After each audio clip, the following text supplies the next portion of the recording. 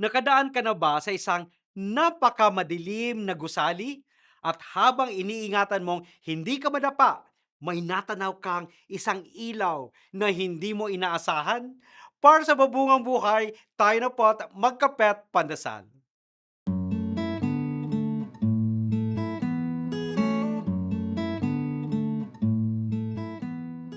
The empty tomb is a powerful symbol of new beginnings and resilience, reminding us that even in our toughest times, in our darkest moments, renewal is possible.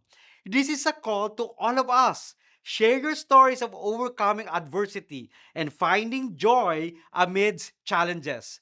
Just like the disciples who grappled with doubt, it's okay to question your faith and seek understanding. A thinking faith can make our spiritual practices meaningful. Let's create a safe space to discuss our uncertainties and deepen our connections. And let's not forget the vital role of women in faith communities. The women at the tomb were the first to spread the news of resurrection, showing us the importance of inclusivity and valuing every voice. So, how will you share your story and uplift those around you? Manalangin po tayo. O Panginoon, samahan mo kami sa aming paglalakbay sa buhay na punong-puno ng pag-asa at pananampalataya.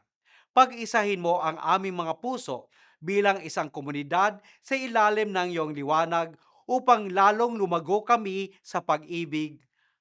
Amen.